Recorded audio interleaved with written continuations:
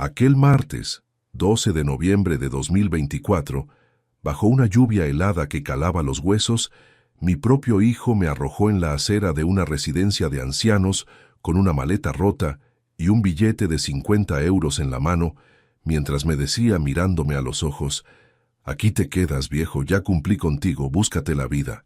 En ese instante, el motor de su coche rugió con fuerza y me dejó rodeado por el humo del tubo de escape, creyendo que me había destruido para siempre, sin imaginar que mi mente de ingeniero ya estaba calculando su ruina. Antes de continuar, suscríbete al canal, activa la campanita porque todos los días tenemos nuevas historias, deja tu like y cuéntanos en los comentarios desde qué ciudad nos estás viendo. Mi nombre es Manuel Torres García, tengo 64 años de edad y he dedicado las últimas 4 décadas de mi existencia a la ingeniería civil, diseñando y supervisando grandes estructuras de hormigón por toda España. Sé perfectamente cómo se construyen los cimientos sólidos y, por desgracia, también sé cómo se desmoronan los edificios cuando hay fallas ocultas en los materiales. A lo largo de mi vida activa, calculé presupuestos millonarios, coordiné cuadrillas de cientos de obreros y pasé noches enteras en vela, revisando planos bajo la luz mortecina de una lámpara de escritorio. Fui un proveedor implacable, un hombre que pensaba que el amor se demostraba pagando las mejores universidades, garantizando cuentas bancarias desahogadas y comprando propiedades para el futuro de la familia. Sin embargo, ese enfoque obsesivo en el trabajo fue también mi gran error humano, mi verdadera negligencia. Pasé tanto tiempo levantando paredes de hormigón fuera de casa que no me di cuenta de que el interior de mi propio hogar se estaba llenando de grietas irreparables. Mi esposa falleció hace poco más de 6 años debido a una enfermedad fulminante, y desde ese momento me quedé a merced de la única persona por la que habría dado mi propia vida sin dudarlo. Mi hijo único, Javier Torres Vicente, de 34 años, un administrador de empresas que siempre pareció más interesado en el estatus social y el dinero fácil que en el esfuerzo real de ganarse el pan con el sudor de la frente. Aquella tarde gris, el frío madrileño se filtraba a través de mi abrigo de lana gastado, mientras observaba cómo los pilotos traseros del coche de Javier desaparecían al girar la esquina de la calle del General Ricardos. Aún podía sentir el tacto áspero del billete de 50 euros que me había dejado arrugado en la palma de la mano derecha, un gesto que pretendía ser una limosna cínica, la justificación miserable de un hijo que consideraba que ya había cumplido con su deber filial al dejarme un techo ajeno donde pasar mis últimos años. A mi lado, sobre el asfalto húmedo, descansaba una maleta de lona azul con una cremallera rota que dejaba ver el borde de unas pocas camisas viejas y unos pantalones de pana. Toda mi vida útil, todos mis recuerdos palpables, reducidos a un bulto que pesaba menos de 15 kilos.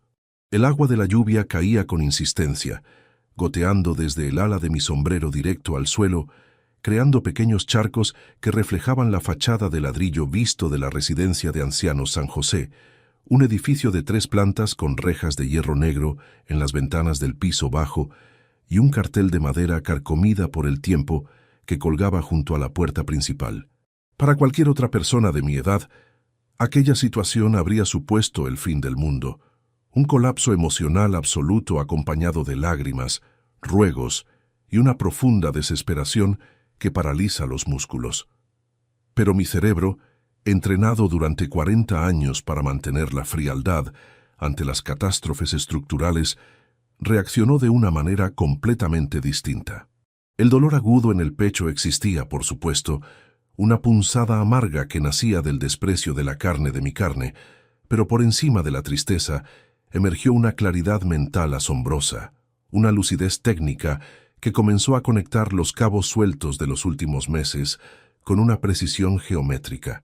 Sentí el temblor leve en mis manos, un recordatorio físico de la artrosis incipiente que me aquejaba desde 2021 y que Javier conocía perfectamente, el mismo detalle biológico que él había utilizado esa misma mañana para ofrecerse amablemente a llevar mi cartera con el pretexto de que a mí me costaba manipular las monedas y las tarjetas en los establecimientos públicos. «Déjamela tú, papá, que ya te tiemblan mucho los dedos y te vas a liar en el camino», me había dicho con una sonrisa ensayada mientras salíamos de mi casa a las 9:15 de la mañana, prometiéndome un viaje placentero de fin de semana para descansar de la rutina de la gran ciudad. La realidad era que Javier no me llevaba a ningún hotel de descanso, sino que había planificado minuciosamente mi destierro, aprovechando mi confianza ciega. Mientras yo permanecía inmóvil frente a la puerta de la residencia, la pesada hoja de madera se abrió con un crujido seco, rompiendo el silencio de la calle. Apareció un hombre de unos 58 años, de estatura media, pelo canoso, cortado al rape, y unos ojos oscuros que transmitían una mezcla de fatiga y profunda compasión profesional. Llevaba una bata blanca impecable, con un pequeño logotipo bordado en el bolsillo superior izquierdo, donde se leía el nombre de Francisco López Sánchez, el director del centro residencial. El hombre miró la maleta húmeda en el suelo.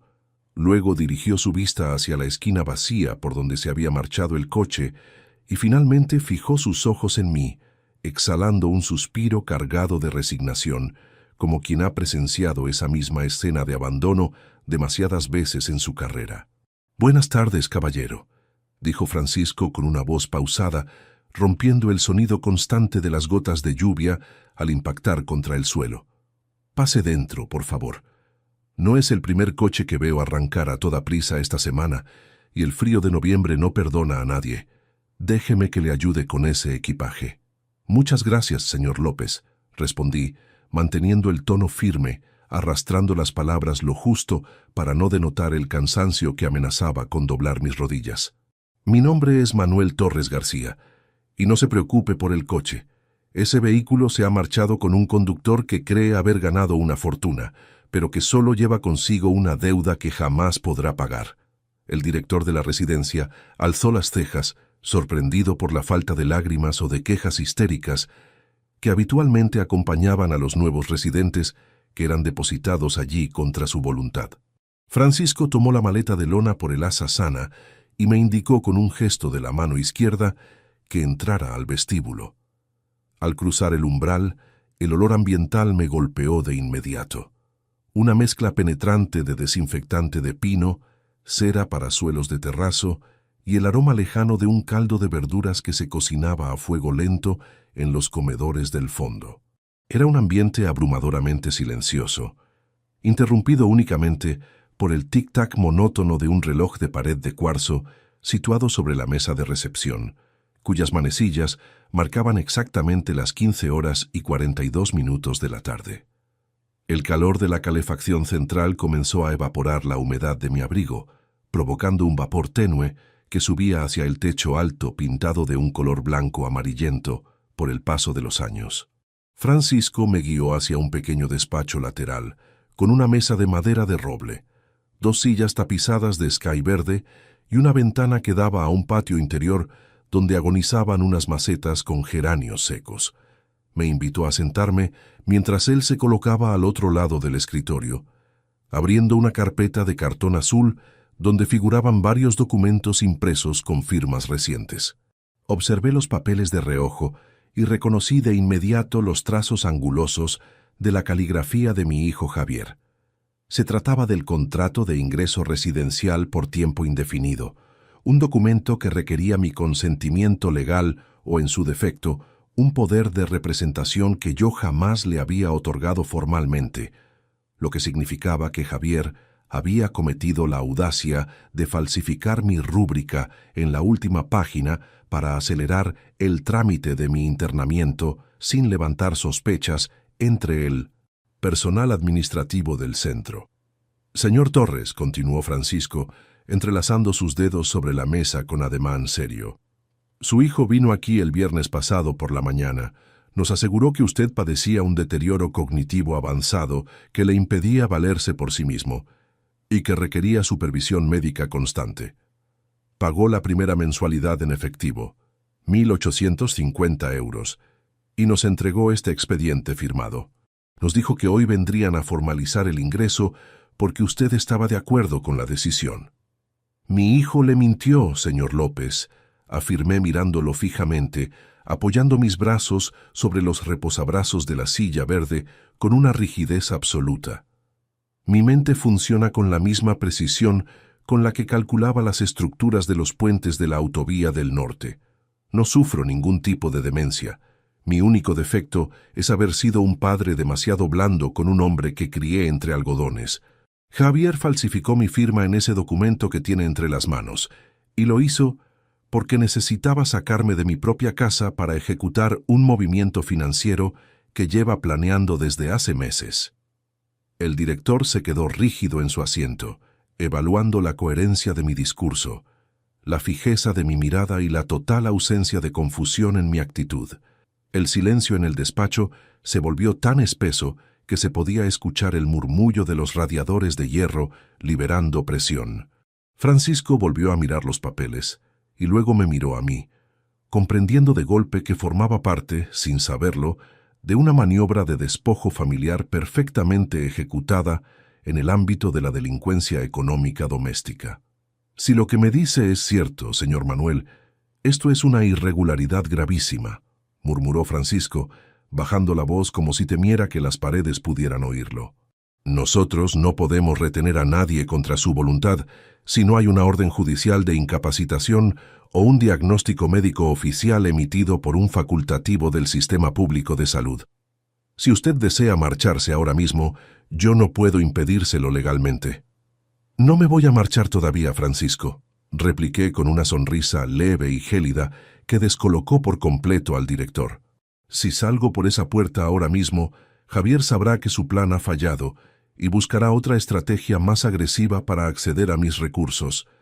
Necesito que él crea que he quedado recluido aquí, incomunicado y sumiso, que piense que su victoria es total.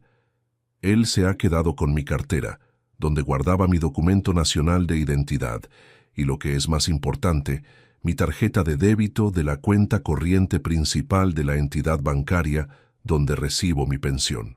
Me incliné un poco hacia adelante, ignorando el pinchazo de dolor en mis articulaciones, y continué detallando el núcleo de la situación que se acababa de desatar. Lo que Javier ignora por completo, porque su codicia siempre ha sido más rápida que su inteligencia, es que ayer por la mañana se liquidó un fondo de inversión que mantuve congelado durante los últimos 12 años. En esa cuenta corriente específica, a la que él cree tener acceso libre mediante el plástico que me robó de la guantera del coche, hay depositados exactamente 340.000 euros netos. Él piensa que va a vaciar los ahorros de toda mi vida de trabajo para tapar los agujeros de las deudas que ha contraído con su empresa de transportes y los caprichos de su esposa Beatriz. Miré el reloj de pulsera que aún conservaba en mi muñeca izquierda, un viejo cronógrafo de acero que marcaba las 15 horas y 51 minutos de la tarde.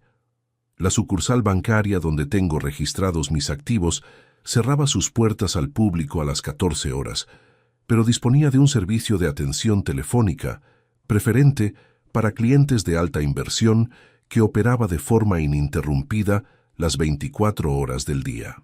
Me levanté de la silla, saqué del bolsillo interior de mi abrigo un pequeño teléfono móvil antiguo, un modelo básico que Javier había despreciado por obsoleto y que por esa misma razón no se había molestado en quitarme durante el trayecto hacia el asilo.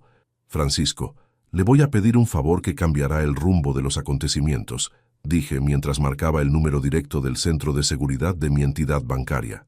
Necesito que me permita utilizar este despacho durante los próximos 10 minutos y que sea testigo de la conversación que voy a mantener.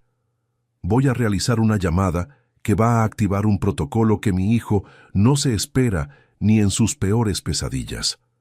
Cuando intente introducir ese plástico en el primer cajero automático que encuentre en su camino, la trampa que él mismo construyó se cerrará sobre su propia cabeza. El teléfono de baquelita negra que Francisco López empujó hacia mi lado de la mesa emitió un tono limpio antes de que una voz femenina, entrenada en la frialdad corporativa, respondiera al otro lado de la línea. Eran exactamente las 15 horas y 53 minutos de la tarde de aquel 12 de noviembre, cuando me identifiqué con mi nombre completo, mi número de documento de identidad y las claves secretas que solo yo guardaba en los archivos de mi memoria. Al comunicarle a la operadora de la central de alta inversión que mi tarjeta de débito principal había sido sustraída mediante engaño por un tercero y que existía un riesgo inminente de fraude continuado, el tono de la conversación cambió radicalmente. La empleada me confirmó que debido a la cantidad depositada el día anterior, tras la liquidación de las acciones, la cuenta se encontraba bajo un nivel de vigilancia patrimonial especial. Le ordené explícitamente que no cancelara la cuenta de inmediato, sino que aplicara el protocolo de retención física en terminales automáticos. Una medida legal que permitía registrar la ubicación exacta del cajero donde se intentara la operación, capturar el plástico dentro de la ranura de la máquina y emitir un reporte instantáneo a las fuerzas de seguridad del Estado por intento de usurpación de identidad y estafa a un adulto mayor. Al colgar el auricular, el silencio regresó al pequeño despacho de la residencia San José, roto únicamente por el crujido de la madera bajo mis codos. Francisco me observaba con una fijeza que delataba su asombro, dándose cuenta de que tras mi aspecto de hombre cansado por el viaje y la lluvia, se escondía la mente de un profesional que no dejaba cabos sueltos. Esa misma rigidez analítica fue la que me sirvió para levantar proyectos viables durante 40 años, pero que al mismo tiempo me cegó dentro de las paredes de mi propia vivienda, donde los indicios de la traición llevaban gestándose de forma paulatina desde que regresé de mi última obra en el puerto de Valencia, en el año 2022. Al jubilarme, pasé de ser el ingeniero que firmaba certificaciones de obra mensuales a un jubilado que compartía el espacio con un hijo que devoraba los recursos familiares con la velocidad de un incendio forestal. Javier había heredado de su madre la elegancia al hablar, pero carecía de la columna vertebral necesaria para sostener un negocio propio, su empresa de logística y transportes, que abrimos con un capital inicial de 95.000 euros que yo mismo le transferí de mis ahorros, arrastraba pérdidas severas desde hacía 18 meses debido a malas inversiones y un ritmo de vida insostenible junto a su esposa Beatriz Gómez Ruiz. Beatriz era una mujer de 32 años que medía cada conversación en función del beneficio material que pudiera extraer de ella. Recuerdo con absoluta nitidez una cena familiar celebrada el pasado 24 de septiembre en el comedor de mi propia casa, un piso amplio situado en el distrito de Chamberí que adquirí libre de cargas en el año 2002. Mientras servía el café, escuché a Beatriz susurrarle a Javier en el pasillo: «Tu padre ya no necesita una vivienda tan grande. El mantenimiento es una sangría y ese dinero invertido en tu empresa nos sacaría del ahogo con los acreedores. Hay residencias magníficas en las afueras donde estaría atendido por profesionales y nosotros podríamos gestionar este patrimonio de forma eficiente». En aquel momento, mi reacción fue de una ingenua benevolencia. Atribuí el comentario a los nervios provocados por la crisis financiera que atravesaban y continué actuando como el proveedor que todo lo solucionaba firmando talones de emergencia. No quise ver las señales evidentes, como las desapariciones inexplicables de mis extractos bancarios, del buzón de correos o las constantes insistencias de mi hijo para que le firmara autorizaciones de consulta en mis carteras de valores, peticiones que siempre rechacé bajo el argumento técnico de que las finanzas personales debían mantenerse separadas para evitar contaminar los patrimonios. La ceguera voluntaria terminó de golpe la mañana del 11 de noviembre, justo 24 horas antes de que me abandonaran en este lugar. Javier entró en mi despacho doméstico con una carpeta bajo el brazo y una actitud inusualmente afectuosa que encendió de inmediato mis alarmas internas. «Papá, he conseguido reservar una plaza en un complejo termal de descanso en la sierra para este fin de semana. Te vendrá bien para los dolores de la artrosis y para despejar la cabeza de la rutina diaria», me dijo mientras dejaba sobre la mesa un documento que describió como el seguro obligatorio del viaje, pidiéndome que estampara mi firma en la parte inferior derecha. Debido a la rigidez de mis tendones, le pedí que dejara el papel sobre el escritorio para revisarlo por la tarde con calma, una respuesta que provocó una contracción tensa en los músculos de su mandíbula y un cruce de miradas nervioso con Beatriz, que esperaba en el umbral de la puerta carraspeando con insistencia mientras jugueteaba con las llaves de su coche. Esa misma noche, impulsado por una desconfianza que nunca antes había sentido hacia mi propia sangre, esperé a que la vivienda quedara en completo silencio, pasadas las 2 de la madrugada. Me levanté de la cama con cuidado de no hacer crujir las maderas del suelo y me dirigí al salón, donde Javier había dejado su maletín de cuero sobre la mesa del comedor. Al abrirlo, mis dedos tropezaron con una copia del contrato de la residencia San José que Francisco López me había mostrado hacía unos minutos. El documento estaba completamente cumplimentado con mis datos personales, pero lo que me heló la sangre fue comprobar que la casilla destinada a la firma del residente ya contenía una rúbrica que imitaba mis trazos de forma burda, un intento torpe de suplantación legal que revelaba la urgencia desesperada de mi hijo por deshacerse de mi presencia física antes de que finalizara el año fiscal. Comprendí que la confrontación directa en ese momento habría provocado que destruyeran las pruebas o que cambiaran de estrategia hacia un método más agresivo. Por ello, opté por guardar un silencio sepulcral. Regresé a mi habitación y guardé en el bolsillo de mi pantalón mi antiguo teléfono de teclas, el único dispositivo que Javier no controlaba. La mañana del 12 de noviembre comenzó con el sonido de la lluvia golpeando los cristales del dormitorio a las 7 en punto. Javier se presentó en mi habitación antes de lo habitual, mostrando una prisa mal disimulada por cargar mi equipaje en el maletero del vehículo. Durante el trayecto por la autovía, el ambiente dentro del coche era de una tensión que se podía cortar con un cuchillo. Mi hijo mantenía la vista fija en el asfalto, mientras Beatriz fingía revisar documentos en su tableta digital sin que ninguno de los dos pronunciara una sola palabra sobre el destino real del viaje.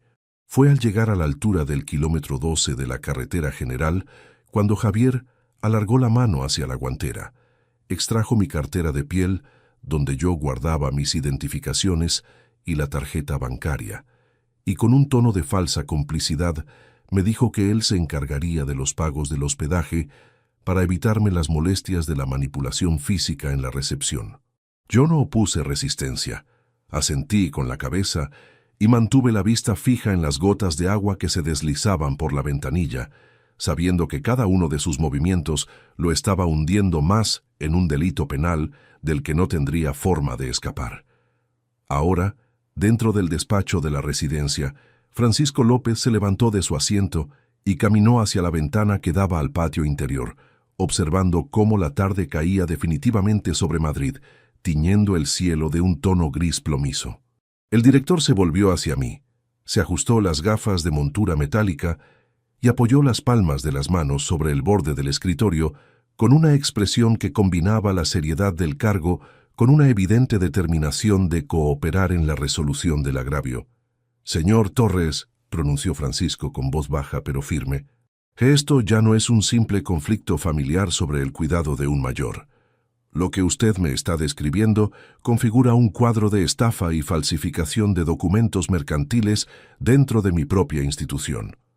No voy a permitir que utilicen esta residencia como el vertedero donde los delincuentes esconden a sus víctimas para saquear sus patrimonios. Mañana mismo remitiré una copia compulsada de este contrato manipulado al juzgado de guardia. Pero antes, debemos asegurarnos de que su hijo caiga en el cepo que él mismo ha colocado». «Agradezco su postura, Francisco», contesté mientras guardaba el pequeño terminal móvil en el interior de mi abrigo húmedo. «El primer paso ya está dado. El banco ha registrado la orden de captura de la tarjeta y el bloqueo parcial de los fondos. Javier cree que en este momento dispone de vía libre para realizar transferencias electrónicas o retiradas masivas de efectivo desde cualquier terminal automatizado de la capital. Lo que él no sabe es que el sistema informático de la entidad emitirá un aviso en tiempo real a mi teléfono móvil en cuanto el plástico toque el lector de la ranura. En ese instante, la luz del pasillo exterior de la residencia parpadeó 2 veces, debido a una sobrecarga provocada por la tormenta que arreciaba fuera del edificio. El sonido metálico de un timbre resonó en el fondo del vestíbulo indicando que alguien estaba llamando con insistencia en la puerta de acceso principal, un horario totalmente inusual para las visitas de los familiares o los proveedores de la institución. Francisco López intercambió una mirada rápida conmigo. Se llevó un dedo a los labios en señal de silencio y salió del despacho a paso rápido, dejando la puerta entornada unos pocos centímetros. A través de la rendija pude escuchar el eco de unos pasos pesados sobre el terrazo húmedo del vestíbulo, seguidos por una voz masculina, alterada y sin aliento, que exigía hablar de inmediato con el responsable del centro residencial. Una voz que reconocí al instante y que hizo que mi pulso se acelerara de golpe. «Señor director, le digo que me urge entrar a ver a mi padre porque se ha dejado una documentación médica vital sobre el asiento trasero de mi vehículo y vengo a entregársela en mano antes de que sea más tarde», exclamó la voz de Javier desde el vestíbulo, su tono resonando con una vibración impostada que delataba una urgencia desesperada bajo las baldosas del recibidor. Permanecí inmóvil tras la rendija de la puerta del despacho, conteniendo la respiración mientras mis dedos se aferraban al borde de la mesa de roble. Francisco López respondió con una parsimonia admirable, arrastrando las suelas de sus zapatos sobre el terrazo húmedo para interponerse físicamente entre mi hijo y el pasillo que conducía a las oficinas. «Buenas tardes, caballero», intervino Francisco, usando el mismo tono profesional y pausado con el que me había recibido a mí. «Las normas de la residencia San José son muy estrictas respecto a las admisiones de la tarde.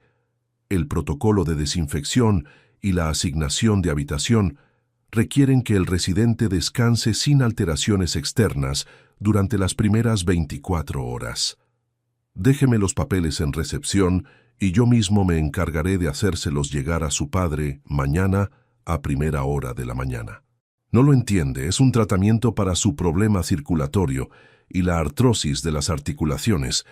Tiene que firmar un recibo de conformidad que exige la aseguradora o nos anularán la póliza antes de que acabe la semana, insistió Javier, y escuché el chasquido metálico de su llavero al agitarlo con nerviosismo, un hábito que repetía cada vez que un imprevisto amenazaba con desmontar sus planes.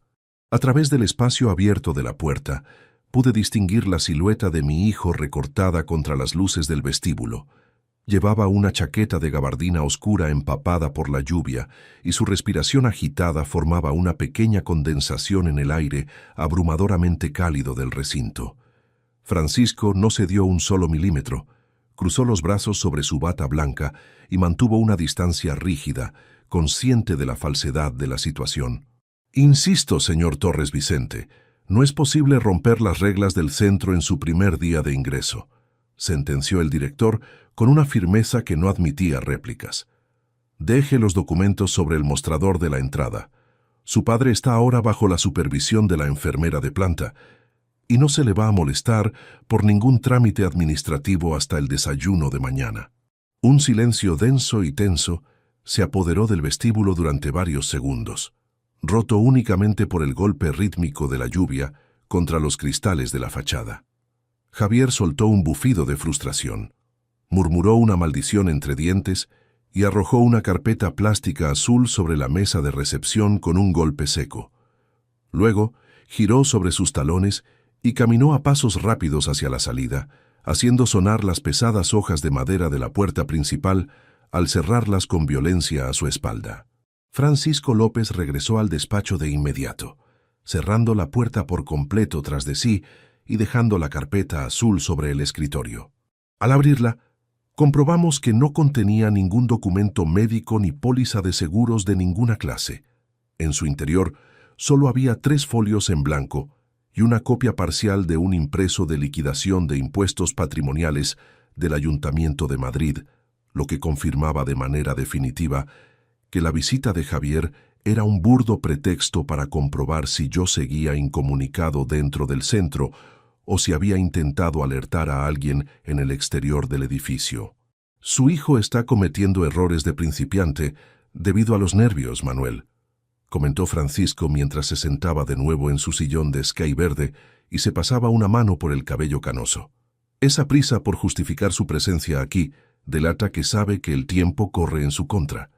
Algo ha sucedido fuera de estas paredes que lo ha obligado a regresar a toda velocidad para asegurarse de que usted no se moviera de su silla. «Sé perfectamente lo que ha pasado, Francisco», respondí mientras extraía mi viejo teléfono de teclas del bolsillo interior de mi abrigo de lana gastado. Eran las 15:53 cuando realicé la llamada al departamento de seguridad de mi entidad bancaria. Javier se marchó de aquí creyendo que tenía toda la tarde por delante para vaciar los ahorros de mi vida de trabajo. Pero cuando ha intentado realizar el primer movimiento monetario, la realidad le ha golpeado con fuerza en las manos. En ese preciso instante, la pantalla de mi terminal móvil se iluminó con un parpadeo constante, emitiendo una vibración sorda sobre la superficie de madera de la mesa. Era un mensaje de texto automático procedente del sistema de alertas tempranas de mi banco, con fecha del 12 de noviembre de 2024. El texto indicaba de forma explícita que se había registrado un intento de retirada masiva de efectivo por un importe exacto de 3.500 euros a las 16:12 en el cajero automático número 4 de la sucursal, situada en el número 74 de la calle Alcalá. El código de respuesta de la operación mostraba las siglas de denegación por bloqueo policial e incautación física del dispositivo plástico. Mi mente de ingeniero procesó la información con una celeridad matemática.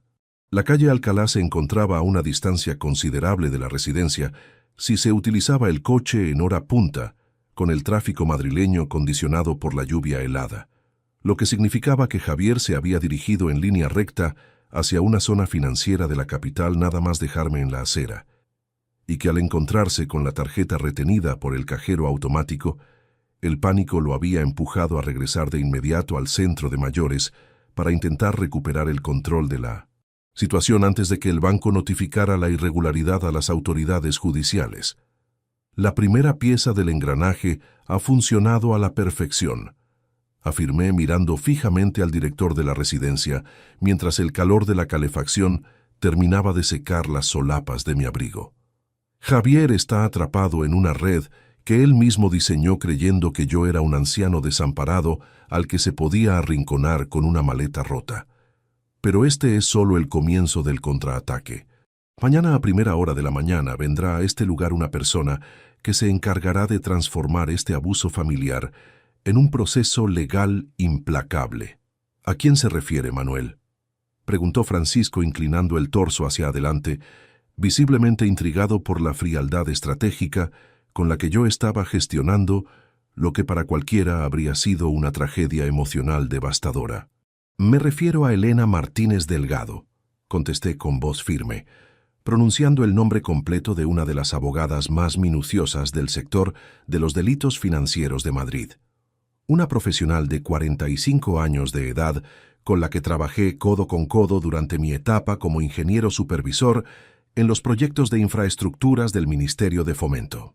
Elena no solo conoce al milímetro las leyes de protección del patrimonio de los adultos mayores en España, sino que además sabe cómo rastrear cada céntimo que haya sido desviado mediante firmas falsas o transferencias no autorizadas. Le he enviado un mensaje cifrado antes de que Javier cruzara la puerta de entrada. Me levanté de la silla de roble, sintiendo un pinchazo agudo en las articulaciones de mis rodillas debido a la humedad acumulada en los huesos, pero mantuve la columna recta como una viga de hormigón armado.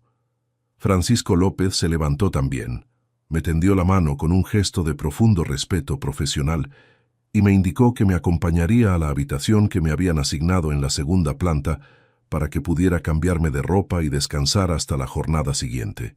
Al salir del despacho, caminamos por el pasillo central de la planta baja, donde el silencio de la tarde se veía interrumpido de vez en cuando por el sonido lejano de una televisión encendida en la sala común de la residencia.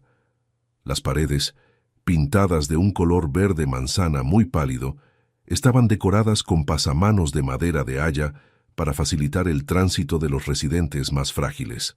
Al subir las escaleras de terrazo hacia el piso superior, el olor a desinfectante se mezcló con el aroma a ropa limpia procedente de la lavandería del centro. Llegamos a la habitación número 214, una estancia pequeña pero pulcra, con una cama articulada con colcha de color beige, una mesa de noche de melamina marrón, un armario empotrado de 2 puertas y una ventana amplia que daba a la calle trasera del edificio.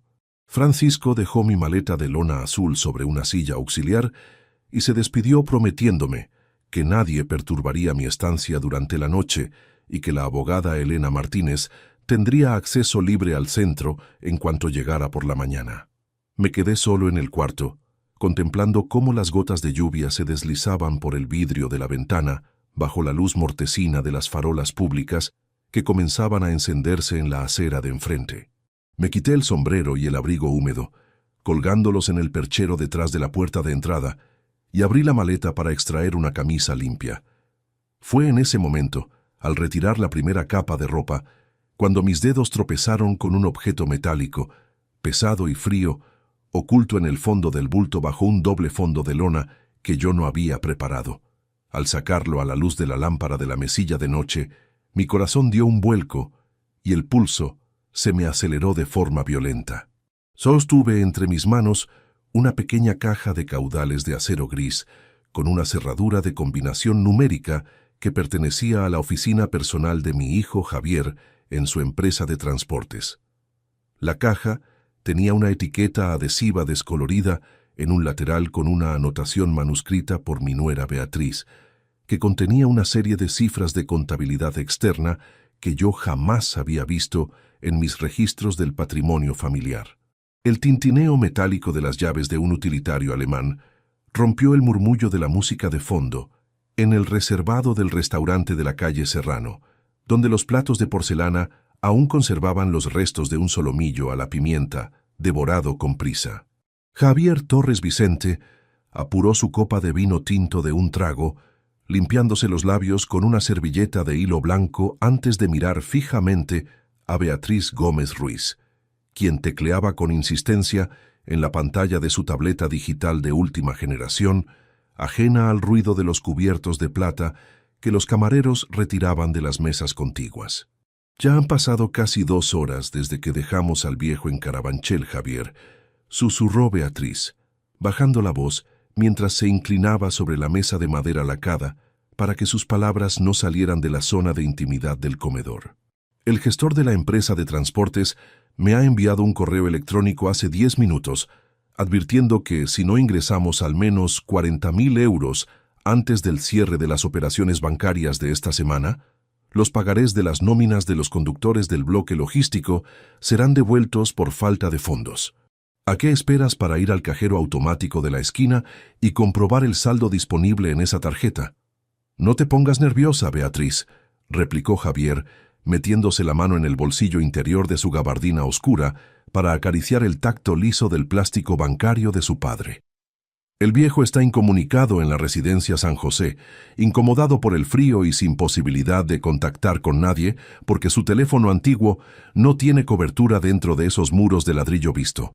Conozco el código de seguridad numérico de 4 cifras perfectamente, porque fui yo quien le configuró la cuenta corriente en la sucursal de la calle Alcalá, cuando empezó a quejarse de los dolores de la artrosis en las manos en 2021. Vamos a sacar el máximo permitido por el terminal y luego tramitaremos la transferencia telemática desde el despacho. Salieron juntos al exterior, donde la tormenta de noviembre azotaba las aceras de Madrid con una violencia renovada, levantando ráfagas de viento helado que obligaban a los peatones a refugiarse bajo los soportales de los edificios señoriales. Caminaron deprisa, con las suelas de sus zapatos de piel importada resonando sobre las losas húmedas del pavimento, hasta alcanzar la fachada acristalada de la entidad bancaria situada a escasos metros de la intersección con la calle de Goya. El interior del recinto del cajero automático estaba desierto, iluminado por una luz fluorescente, blanca y fría, que se reflejaba en el suelo de mármol gris pulido y en la pantalla táctil de la máquina de transacciones financieras. Javier introdujo el plástico de débito en la ranura metálica del terminal con un movimiento firme y seguro. El dispositivo emitió un zumbido mecánico sordo. seguido por el parpadeo de las letras verdes del sistema operativo que solicitaban la introducción del código de acceso personal. Con el dedo índice de la mano derecha, Javier tecleó la secuencia numérica que tantas veces había memorizado mientras acompañaba a Manuel a realizar las compras del supermercado del barrio de Chamberí durante los meses de invierno de 2022 y 2023.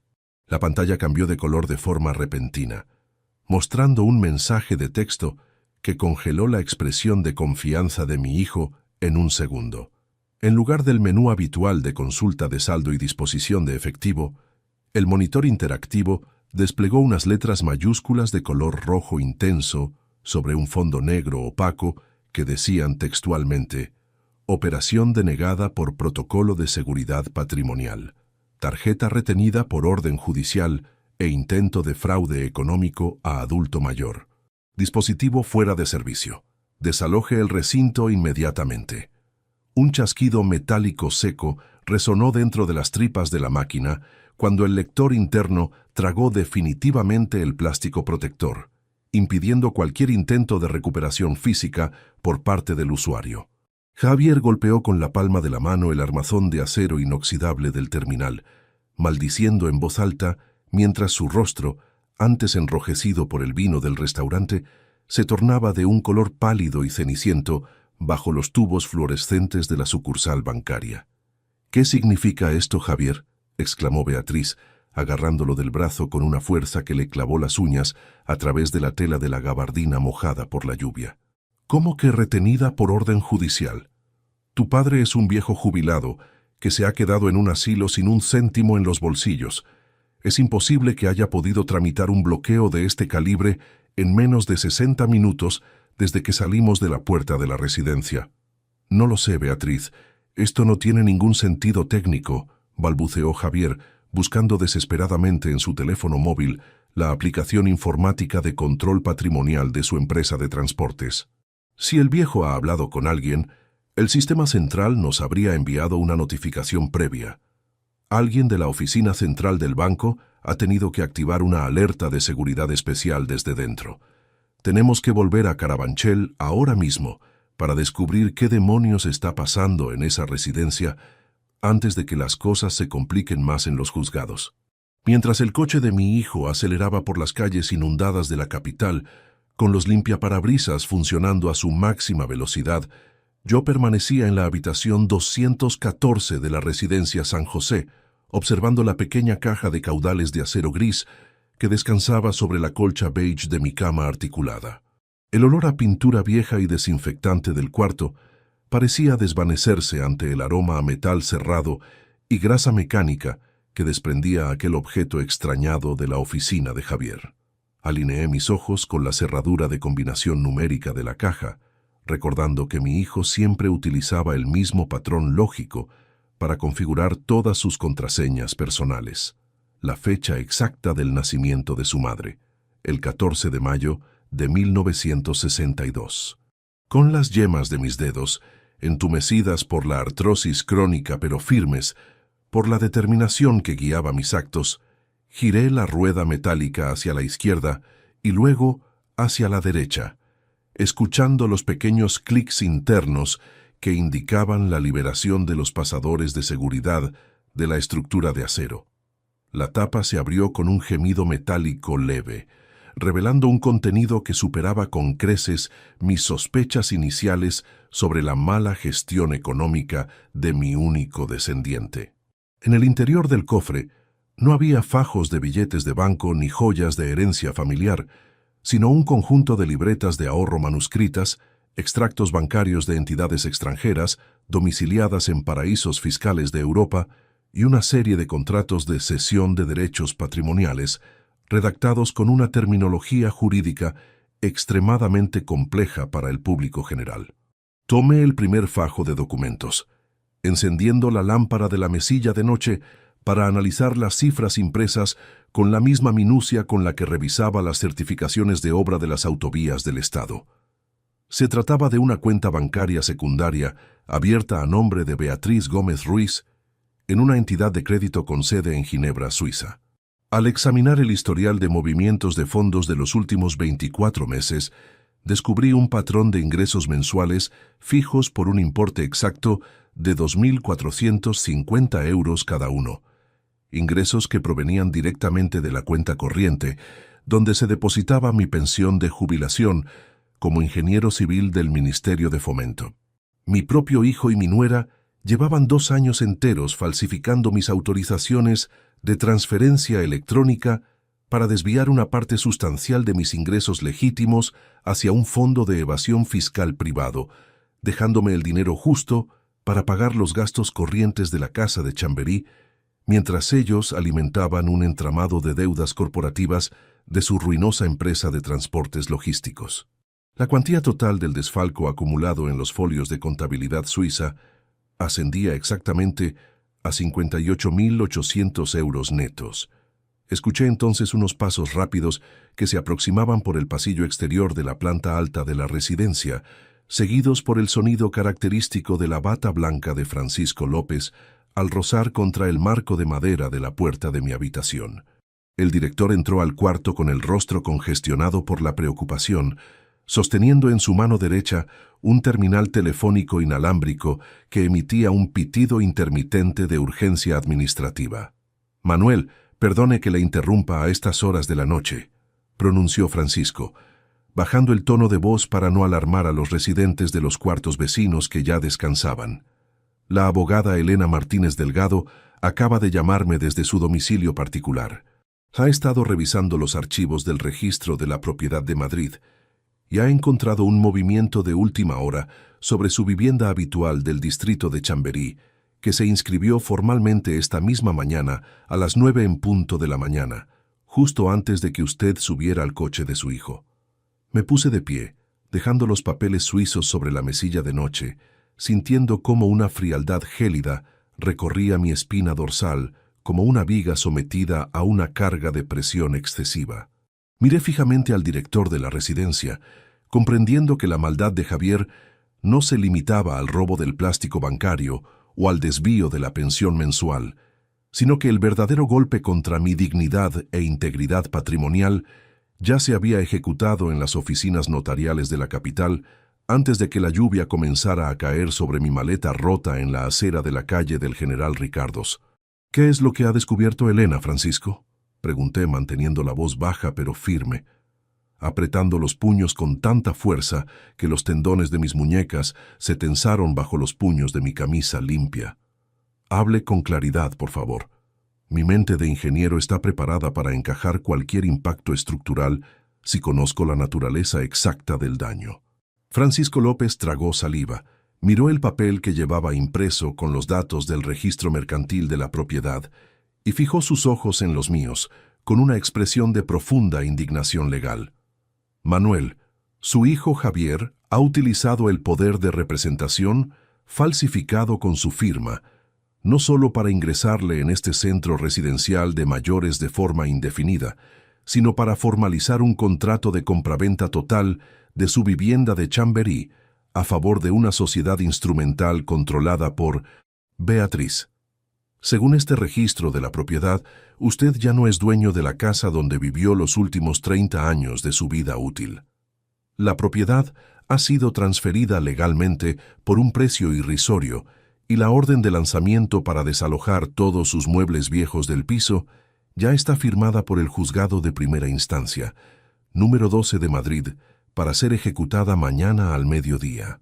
El chirrido metálico de los neumáticos de un todoterreno sobre el asfalto mojado de la calle trasera anunció la llegada de la abogada Elena Martínez Delgado exactamente a las 7:10 de la mañana del miércoles 13 de noviembre.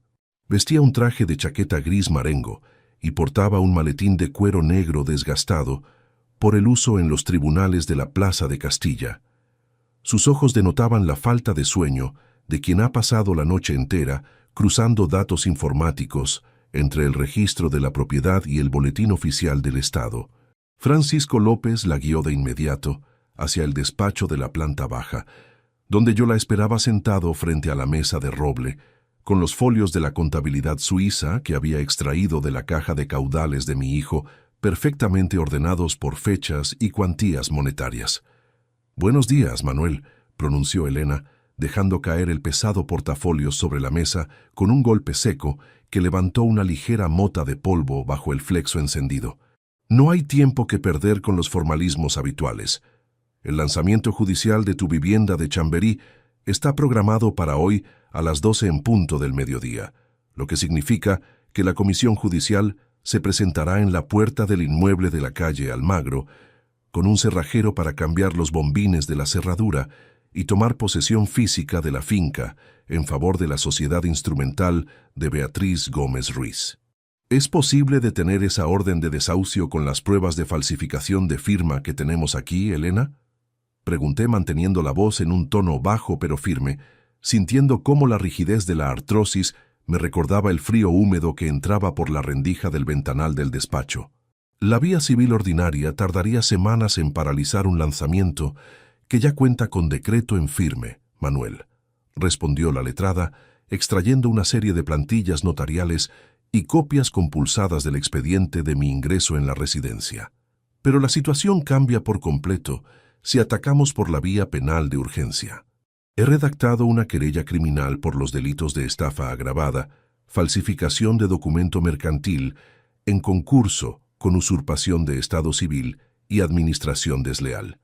Con los documentos de la residencia San José que Francisco me facilitó anoche, queda demostrado que tu hijo usó un consentimiento falso para recluirte y ejecutar la venta del piso simultáneamente.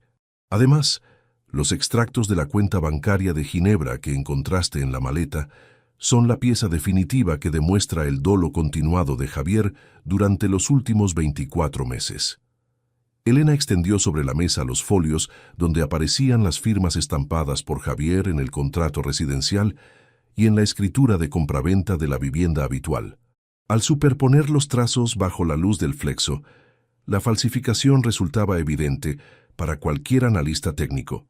El falsificador había intentado imitar la rúbrica que yo utilizaba antes de sufrir los temblores de la artrosis, olvidando que desde el año 2021 mi firma legal ante el notario público incluía un rasgo curvo de seguridad para evitar que las manos entumecidas arruinaran los documentos de mis antiguas obras civiles. Mientras analizábamos el entramado financiero de la empresa de logística de mi hijo, el personal de cocina de la residencia comenzó a distribuir las bandejas del desayuno por las mesas del comedor principal. El olor a pan tostado y café recién hecho se filtró por debajo de la puerta del despacho, contrastando de manera chocante con la frialdad jurídica de los términos que Elena utilizaba para describir la ruina moral de mi descendiente. Según los registros mercantiles, la empresa de transportes de Javier arrastraba una deuda líquida con la Seguridad Social de Madrid que ascendía exactamente a 86.400 euros, una cifra que explicaba la desesperación que lo había llevado a devorar mi patrimonio familiar en un intento de evitar el embargo de sus camiones de reparto.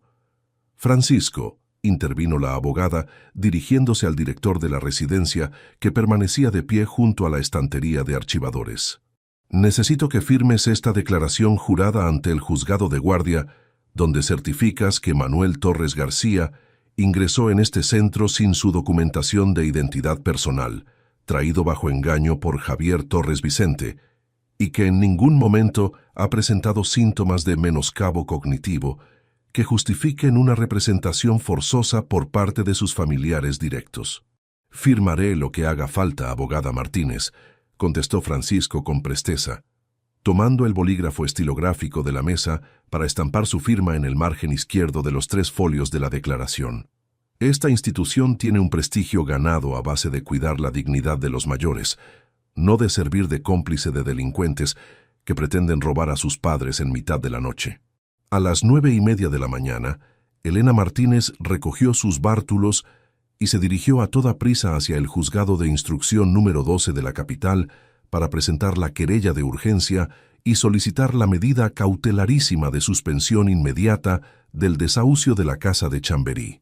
Yo decidí permanecer en la residencia, siguiendo el consejo técnico de la letrada de no moverme del centro para que Javier continuara creyendo que su plan de aislamiento seguía funcionando según lo previsto por su codicia. Caminé lentamente hacia la sala común de la segunda planta para estirar las piernas y disipar la tensión acumulada en mis músculos pectorales. El ambiente allí arriba era de una tranquilidad monótona. Varios residentes de avanzada edad conversaban en voz baja sentados en sillones orejeros mientras contemplaban los canales informativos de la televisión que colgaba de la pared principal. Al acercarme a la ventana que daba a la calle del General Ricardos, observé un vehículo utilitario de color gris oscuro estacionado junto a la parada del autobús urbano. Un coche que no pertenecía al personal de la residencia ni a las visitas habituales de los familiares. A través del cristal empañado por la calefacción central, logré distinguir la silueta de un hombre de unos 35 años que permanecía sentado en el asiento del conductor, vigilando la puerta principal de la residencia con unos prismáticos pequeños de teatro. No era Javier, sino un individuo de complexión gruesa y barba descuidada que vestía una cazadora de cuero marrón desgastada. El hombre anotaba datos en una libreta de espiral cada vez que alguien entraba o salía del recinto del centro de mayores. Saqué mi viejo teléfono móvil del bolsillo de mi pantalón de pana y llamé de inmediato al número interno del despacho de Francisco López para alertarlo sobre la presencia del vigilante en la acera de enfrente. El director subió al piso superior de inmediato, se colocó a mi lado detrás de las cortinas de la sala común y observó al sospechoso durante varios minutos con una expresión que pasó de la sorpresa a una profunda sospecha institucional. «Manuel, ese hombre lleva ahí desde las 8 de la mañana», susurró Francisco, bajando el tono de la voz para no alterar la paz de los ancianos que descansaban a pocos metros de nuestra posición. Al principio pensé que era un inspector de la compañía de seguros de las fincas colindantes, pero ahora veo que no aparta la vista de las ventanas de su habitación de la segunda planta. Su hijo Javier ha tenido que contratar a un detective privado de baja categoría para asegurarse de que usted no intente abandonar el edificio antes de que se consume la venta forzosa de la vivienda de Chamberí. Javier sabe que la tarjeta de débito fue retenida por fraude en el cajero automático de la calle Alcalá. Respondí con la mirada fija en el coche gris de la acera de enfrente. Sabe que la trampa bancaria se ha activado y que el dinero de los 340.000 euros de la liquidación del fondo está fuera de su alcance legal.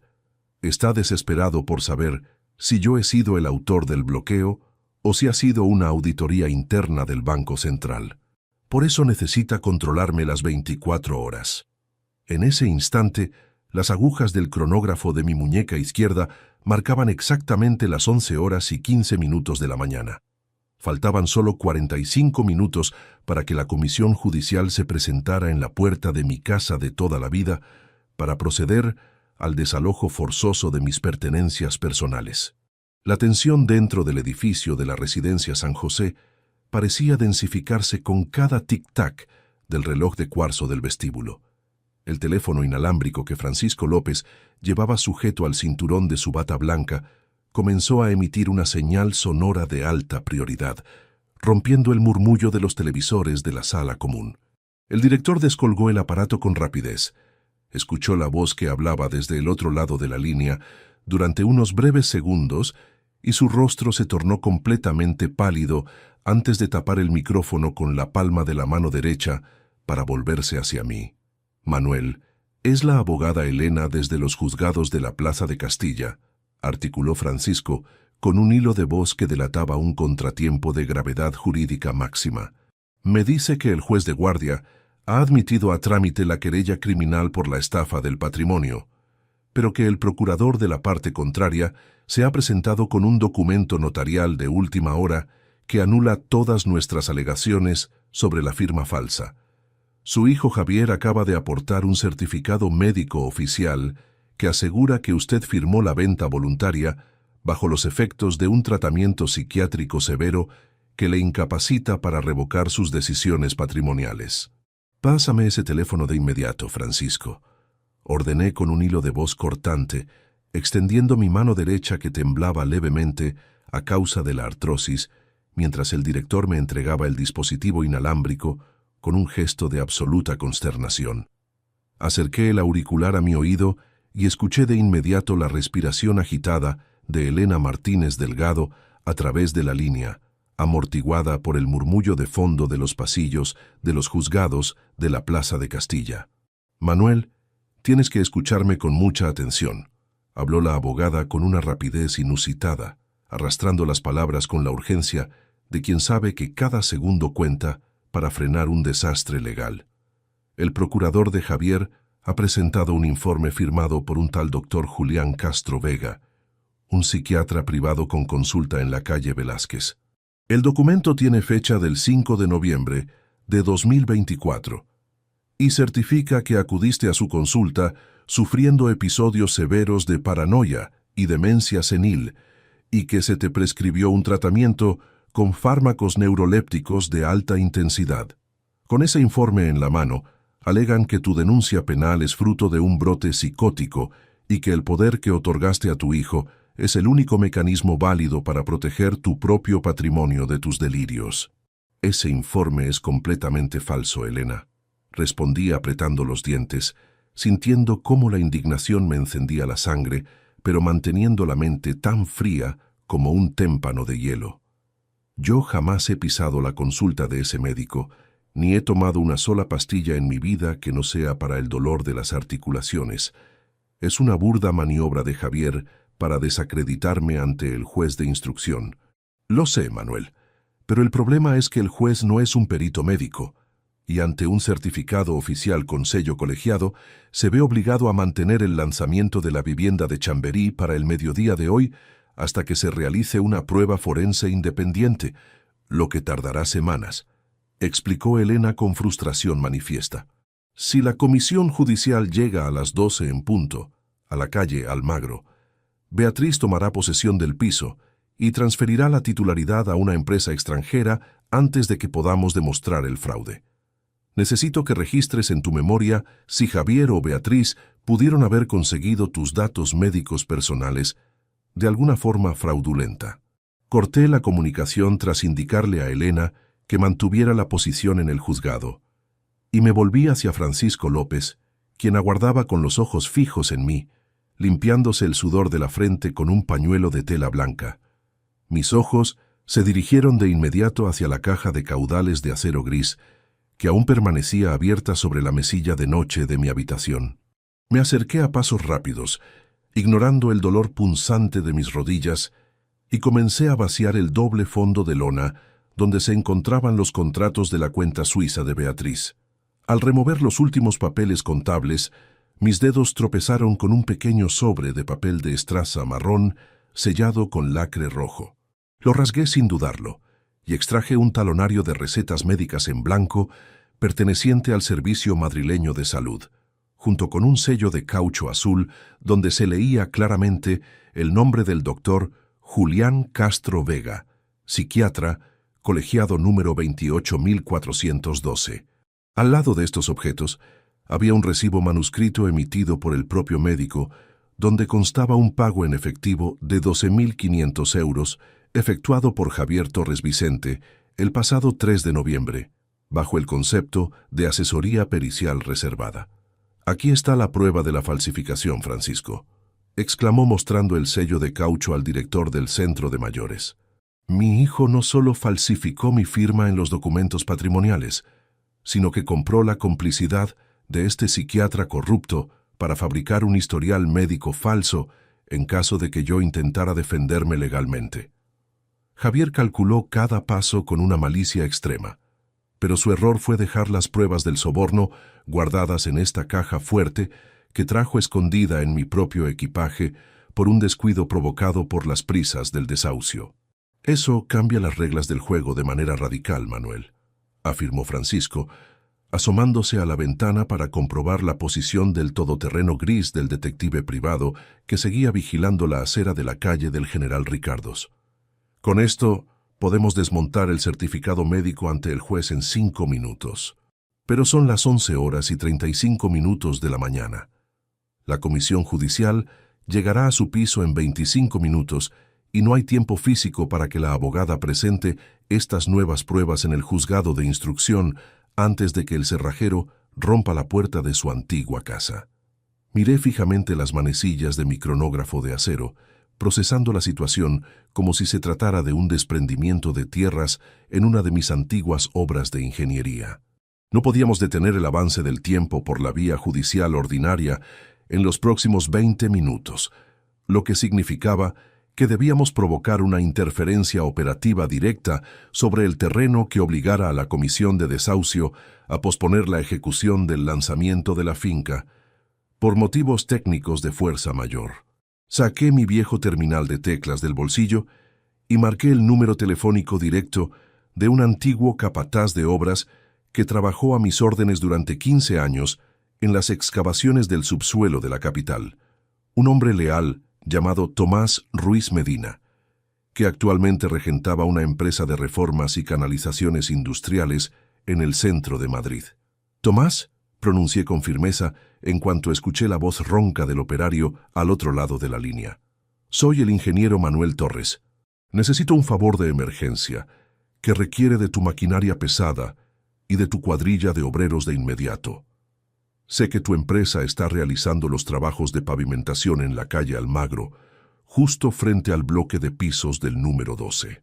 Necesito que provoques una avería simulada en la acometida principal de agua o gas en mitad de la calzada de forma inmediata, algo que obligue a la policía municipal a acordonar la zona por riesgo de seguridad estructural durante las próximas 2 horas. Don Manuel, eso me puede costar una sanción administrativa de 3.000 euros con el ayuntamiento si me descubren», respondió Tomás al otro lado del teléfono, denotando una lógica vacilación ante el calibre de la petición ilegal. «Si lo haces, Tomás, yo mismo asumiré el coste de la multa multiplicada por 10 con los fondos que tengo depositados en mi cuenta corriente de alta inversión», repliqué con un tono absoluto que no admitía discusiones comerciales. «Mi hijo está intentando desahuciarme de mi propia vivienda con firmas falsas y la comisión judicial está a punto de llegar a la puerta. Es la única forma de ganar tiempo para que mi abogada entregue las pruebas del fraude en la Plaza de Castilla». «Está bien, ingeniero», claudicó Tomás exhalando un suspiro profundo. «Usted me salvó la vida cuando se desmoronó el túnel de la autovía de Guadarrama en 2010 y no voy a dejarle desamparado en esta tesitura. Son las 11:42. En exactamente 10 minutos, la calle Almagro quedará completamente cerrada al tránsito de vehículos y peatones por una supuesta fuga de gas de alta presión. Nadie entrará en ese edificio hasta que yo lo autorice». Al colgar el teléfono, una sonrisa gélida y determinada dibujó el contorno de mis labios, mientras me volvía hacia Francisco López, quien contemplaba la escena con una mezcla de pavor y profunda admiración por la audacia de mi maniobra técnica. Sin embargo, antes de que pudiera guardar el terminal en mi abrigo, el sonido chirriante del timbre de la recepción de la planta baja volvió a resonar a través de los pasillos de la residencia de mayores. Francisco caminó deprisa hacia el monitor de las cámaras de seguridad que controlaba la entrada principal del centro, y se quedó completamente petrificado al observar las imágenes de alta definición que devolvía la lente instalada sobre el dintel de madera. No era el detective privado de la cazadora de cuero el que llamaba con insistencia, sino el propio Javier Torres Vicente, que venía acompañado de un hombre de complexión atlética que vestía el uniforme oficial de los agentes de la Policía Nacional. A través del monitor de vigilancia se podía ver a mi hijo gesticulando con violencia ante la lente de la cámara, sosteniendo en su mano izquierda una copia del informe psiquiátrico falso del doctor Julián Castro Vega, mientras exigía a gritos a los encargados del vestíbulo que abrieran la puerta de seguridad de inmediato, bajo la amenaza de derribarla por la fuerza legal si no le entregaban la custodia física de mi persona de forma inmediata. «Manuel, su hijo ha venido a por usted con una orden de internamiento forzoso por vía de urgencia médica», exclamó Francisco López con el rostro demudado por el pánico, mientras los golpes sobre la madera de la entrada se volvían cada vez más intensos. «Si la policía ve ese certificado psiquiátrico oficial con el sello del Colegio de Médicos, no tendré más remedio que permitirles el acceso a su habitación y no podré impedir que se lo lleven detenido bajo sedación médica a un centro de reclusión psiquiátrica de régimen cerrado. Abra la puerta ahora mismo, señor director», o nos veremos obligados a actuar por la fuerza ante un caso evidente de desacato y retención ilegal de un enfermo mental. Bramó la voz de Javier a través del altavoz del portero automático del vestíbulo, mientras el oficial de policía que lo acompañaba apoyaba la mano derecha sobre la funda de su arma reglamentaria con gesto severo. Francisco López me miró fijamente desde el monitor de control, con las manos entrelazadas a la espalda y los labios apretados en una línea delgada que denotaba una resolución absoluta. Con un movimiento rápido de sus dedos, presionó el botón del intercomunicador general de la planta baja, manteniendo la voz en un tono pausado que contrastaba de manera chocante con los gritos que llegaban desde la calle del General Ricardos bajo la lluvia pertinaz. «Mantenga la calma, caballero», respondió Francisco, gesticulando hacia mí para que permaneciera en la zona de sombra del pasillo adyacente. «Esta es una institución de orden público y no bloqueamos el acceso a las fuerzas de seguridad del Estado. El oficial puede cruzar el umbral de inmediato, pero usted esperará en el porche exterior hasta que verifiquemos los documentos de identidad civil que porta la dotación policial». El cerrojo electromecánico de la puerta principal liberó la pesada hoja de madera con un chasquido metálico rotundo. El agente de policía, un hombre de unos 40 años, con el uniforme azul de la Policía Nacional empapado por el agua de la tormenta, entró al recibidor arrastrando las suelas de sus botas sobre la alfombra de fibras de coco. Javier intentó colarse detrás de él, pero Francisco interpuso su cuerpo con una rigidez que obligó al oficial a detener el avance de mi hijo con un brazo extendido. «Espere fuera, señor Torres Vicente», ordenó el agente con voz ronca, volviéndose hacia Javier con una mirada que no admitía réplicas comerciales. «El protocolo de inspección domiciliaria en centros de mayores exige que la primera toma de contacto se realice a solas con el responsable médico de la institución para evitar alteraciones en el orden interno de los residentes». Aproveché ese instante de distracción burocrática para avanzar por el pasillo lateral de terrazo, sosteniendo bajo el brazo izquierdo la carpeta con el sello de caucho del doctor Julián Castro Vega y los recibos del soborno en efectivo de 12.500 euros que había rescatado de la caja fuerte suiza de Beatriz. Al verme aparecer bajo la luz blanca de los fluorescentes del techo, el agente de policía frunció el ceño y dio un paso atrás, observando mi postura erguida y la total ausencia de confusión en mis ojos oscuros. «Buenas tardes, oficial», pronuncié con la misma firmeza con la que exponía las memorias técnicas ante los tribunales de arbitraje de las grandes infraestructuras del Estado. «Mi nombre es Manuel Torres García. Sé perfectamente por qué está usted aquí. Mi hijo le ha mostrado un certificado psiquiátrico que afirma que padezco demencia severa y que he sido recluido en este centro bajo un estado de brote paranoide. Le pido que examine detenidamente estos documentos antes de proceder a cualquier medida de internamiento forzoso». Le tendí el sobre de papel de estraza marrón con las pruebas del fraude médico. El policía tomó los papeles con cierta vacilación, pero a medida que sus ojos repasaban el talonario de recetas en blanco del Servicio Madrileño de Salud y el recibo firmado por el psiquiatra de la calle Velázquez con el concepto explícito de asesoría pericial reservada, su expresión cambió por completo, tornándose de una severidad absoluta hacia el exterior de la puerta donde Javier aguardaba con la cara pegada a los cristales de la entrada. «Señor Torres», exclamó el oficial, guardando los folios dentro de su bloc de notas de cuero negro. «Esto que tengo aquí no es un simple historial médico. Esto configura un indicio flagrante de falsedad documental y cohecho activo.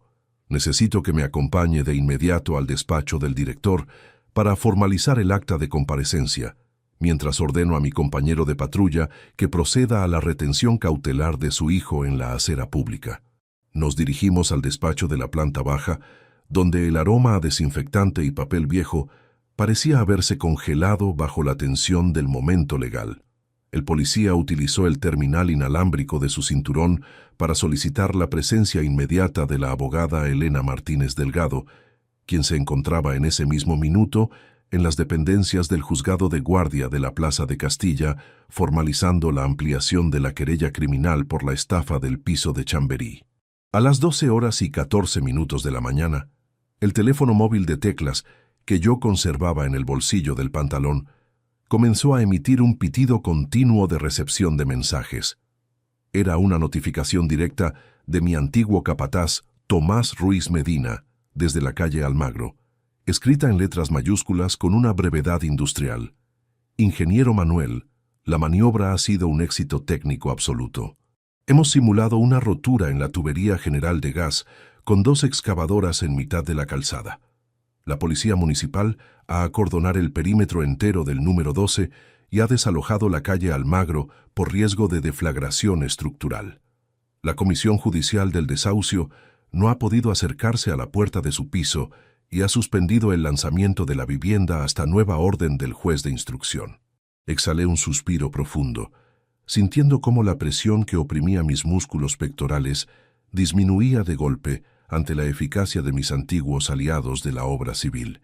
La codicia de Javier y Beatriz se había topado con una barrera de hormigón que ellos no podían saltarse con sus mentiras notariales.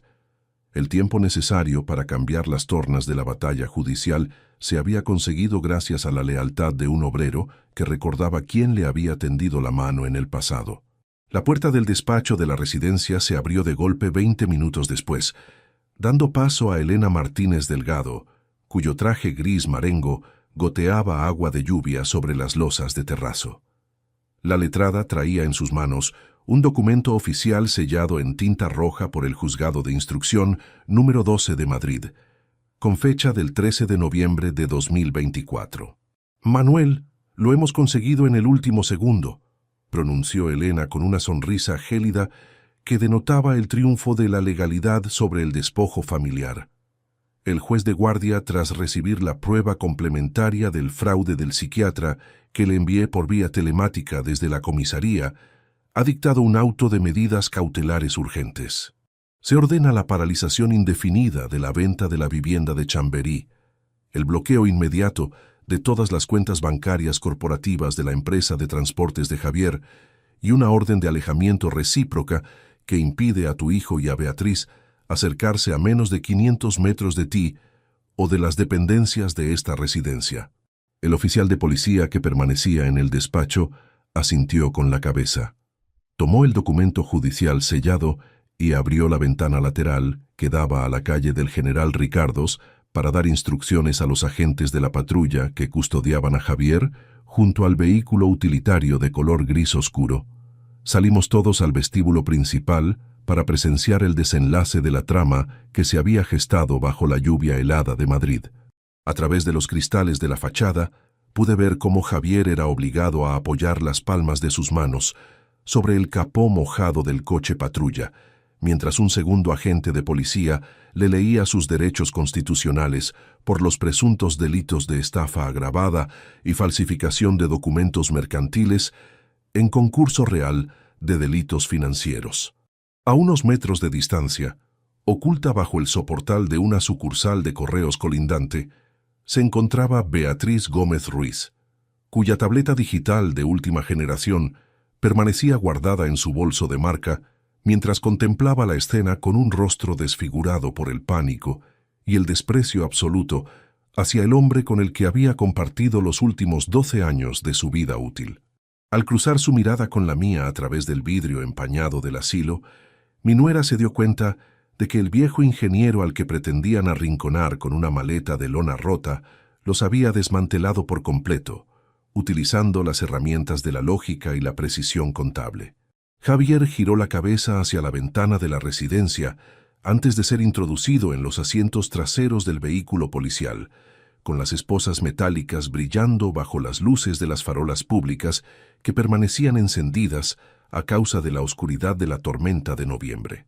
Su boca se abrió para gritar algo que no logré escuchar debido al ruido del motor del coche, pero sus ojos reflejaban una mezcla de rabia impotente, incredulidad y la repentina certeza de que su propia existencia profesional estaba completamente destruida por la vía penal de la legislación española. Francisco López se colocó a mi lado, apoyando una mano firme sobre mi hombro derecho, con un gesto de profundo respeto institucional, mientras los pilotos traseros del coche de la policía desaparecían en dirección a las dependencias policiales del distrito de Carabanchel.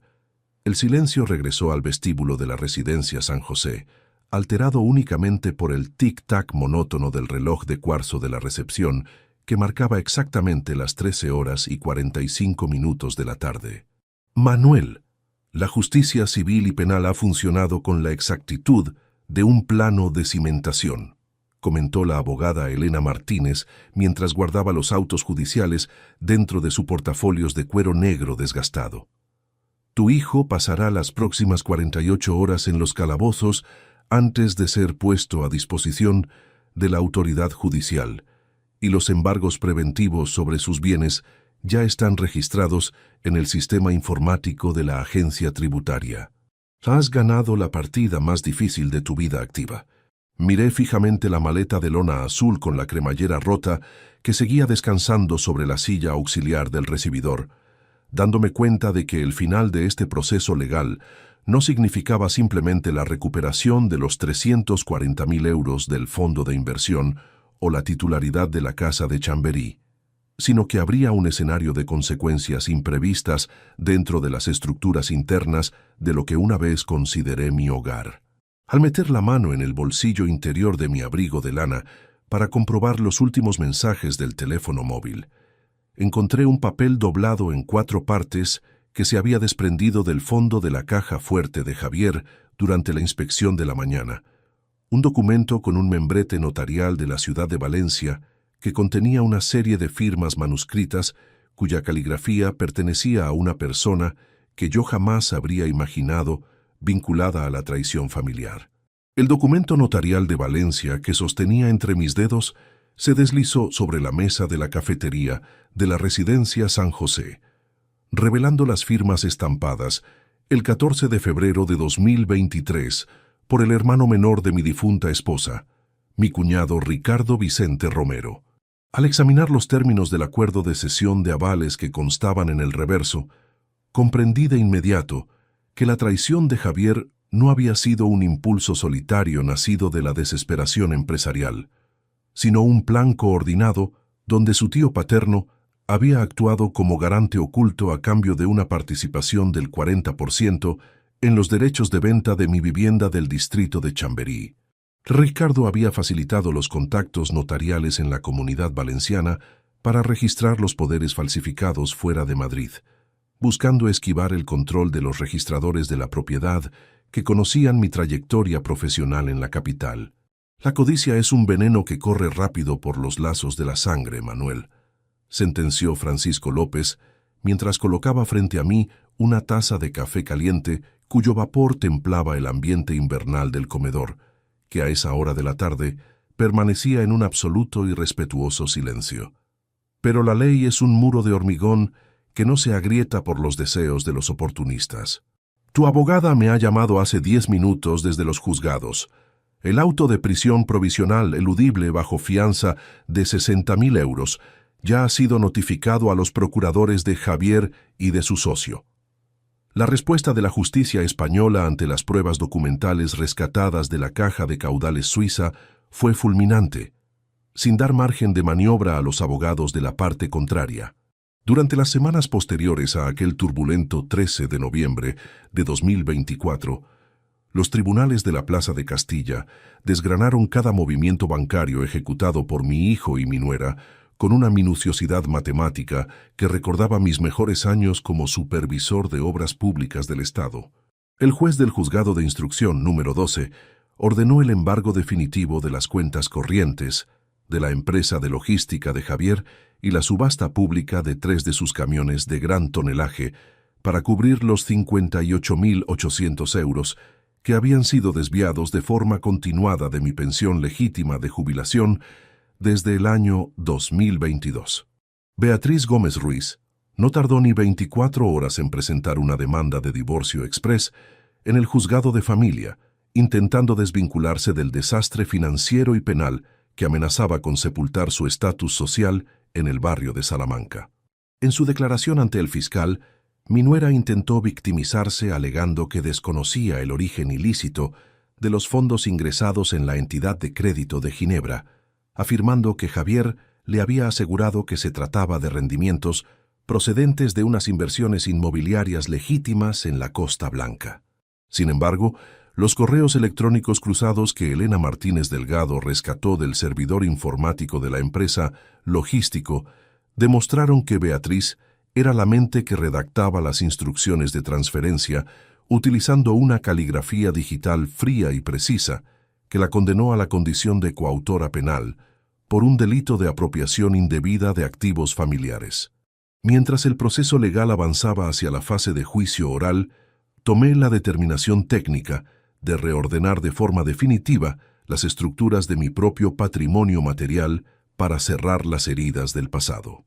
El piso amplio de la calle Almagro, donde guardaba los recuerdos de 3 décadas de matrimonio, y el sonido de los primeros pasos de un hijo que terminó vendiendo mi vejez por 50 euros, fue puesto a la venta a través de una agencia patrimonial de alta inversión por un importe final de 845.000 euros netos. No quería regresar a unas paredes donde cada rincón me recordaba la ceguera voluntaria que padecí mientras financiaba los caprichos de una familia ingrata que me consideraba un simple proveedor silencioso. Con el capital obtenido por la venta de la vivienda de Chamberí y la recuperación íntegra de los 340.000 euros de mi fondo de inversión original, acudí al despacho de Francisco López para saldar una deuda moral que consideraba prioritaria para mi propia tranquilidad espiritual. Firmé una donación legal e irrevocable por un valor exacto de 95.000 euros a favor de la fundación benéfica que sustentaba la residencia de ancianos San José, destinando los recursos a la construcción de un nuevo módulo médico especializado en el tratamiento de dolencias articulares y fisioterapia avanzada para los residentes que carecían de recursos familiares o apoyo económico del sistema público de salud. Manuel, esto es una generosidad que desborda las previsiones de nuestro presupuesto anual, manifestó Francisco con la voz entrecortada por la emoción, sosteniendo el cheque bancario con unas manos que reflejaban el cansancio de una vida dedicada al servicio ajeno. Con este dinero, cambiaremos la calidad de vida de más de 60 mayores que han sido olvidados por sus allegados en estas habitaciones. No es generosidad, Francisco, es simplemente una cuestión de cimentación correcta, respondí esbozando una sonrisa serena mientras me ajustaba los botones de mi abrigo de lana, que ya lucía completamente limpio y seco tras las tormentas del otoño madrileño. En este lugar encontré el respeto profesional y el amparo humano que mi propia carne me negó en la acera de la calle del General Ricardos. He aprendido que los edificios más estables no se construyen con la sangre que compartes, sino con el respeto mutreo y la lealtad de quienes te sostienen cuando el suelo empieza a temblar bajo tus pies. Mis maletas de lona azul, cuyas cremalleras habían sido reparadas por el personal de mantenimiento del centro de mayores, fueron cargadas en el maletero de un taxi a las 10 en punto de la mañana del pasado jueves. Mi destino actual no era una residencia de reclusión, ni un piso sombrío en el centro de la península, sino un apartamento luminoso de 2 dormitorios situado en primera línea de playa en la localidad costera de Altea, Alicante. Adquirí esa pequeña propiedad con vistas al mar Mediterráneo por 210.000 euros, buscando la calidez de un clima suave que aliviara la rigidez crónica de la artrosis de mis articulaciones y me permitiera pasear por la arena sin la necesidad de mirar atrás con el temor de ser vigilado por los prismáticos de un detective de baja categoría. Hoy, mientras contemplo el horizonte marino desde la terraza de mi nueva vivienda, el sol de la mañana refleja destellos dorados sobre el agua mansa, disipando por completo los recuerdos de aquella lluvia helada que calaba mis huesos en Carabanchel. Javier fue condenado la semana pasada a una pena de 4 años y 2 meses de prisión de cumplimiento efectivo en el centro penitenciario de Soto del Real, al no poder hacer frente a las responsabilidades civiles ni a las fianzas impuestas por el desfalco patrimonial. Ricardo, mi cuñado, se encuentra bajo libertad vigilada y con la obligación de comparecer los días 1 y 15 de cada mes ante el Juzgado de Paz de Valencia, tras haber perdido su licencia de actividad comercial por su implicación en la falsificación de los documentos notariales. Saco del bolsillo de mi pantalón de lino el viejo billete de 50 euros que mi hijo me arrojó con desprecio antes de arrancar su coche el 12 de noviembre. Lo conservo dentro de un pequeño marco de madera sobre mi escritorio personal, no como un recordatorio del dolor o del desprecio filial, sino como el símbolo definitivo de la lección técnica que un viejo ingeniero civil le dio a la soberbia del mundo moderno. La dignidad de un hombre maduro no se mide por el volumen de hormigón que haya levantado fuera de casa, sino por la firmeza analítica con la que defiende su derecho a ser respetado hasta el último día de su existencia útil en este mundo. Los pasos lentos del cartero sobre las baldosas de la entrada interrumpen la tranquilidad de mi lectura matinal antes de que una carta certificada con el sello urgente del Ministerio de Justicia caiga a través de la ranura del buzón de la puerta principal. Al abrir el sobre con mis dedos entumecidos, observo un documento oficial con fecha de hoy, que solicita mi comparecencia obligatoria en calidad de testigo principal para una nueva investigación penal que se acaba de abrir en la Audiencia Nacional, un expediente confidencial que contiene el nombre completo de Javier Torres Vicente, asociado a una red de blanqueo de capitales a gran escala que opera en los puertos logísticos de toda la costa mediterránea. Si te gustó esta historia, dale like al video, suscríbete al canal y comparte tus impresiones en los comentarios. Para escuchar la próxima historia, haz clic en la caja de la izquierda. Gracias por vernos.